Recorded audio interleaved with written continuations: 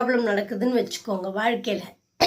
ஒரு சிலர் உண்மையான நண்பர்கள், ஒரு உண்மையான அக்கறை உள்ளவர்கள் என்ன பண்ணுவாங்க அப்படின்னா, நம்ம மேல தவறு இருந்துச்சுன்னா, இது தவறு அப்படின்னு பளிச்சுன்னு மூஞ்சில அடிச்ச மாரி சொல்லிடுவாங்க.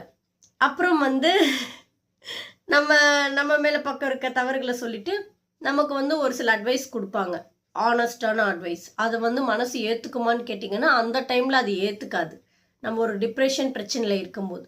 பட் நான் சொல்றேன் பார்த்தீங்களா, ஒரு சில நபர்கள். ஸோ அந்த நபர்கள் வந்து எப்படி இருப்பாங்க அப்படின்னு பார்த்தீங்கன்னா, நம்ம மேல தப்பு இருந்தாலும், ஓகேவா? அந்த விஷயம் எப்படி வேணா இருக்கட்டும்.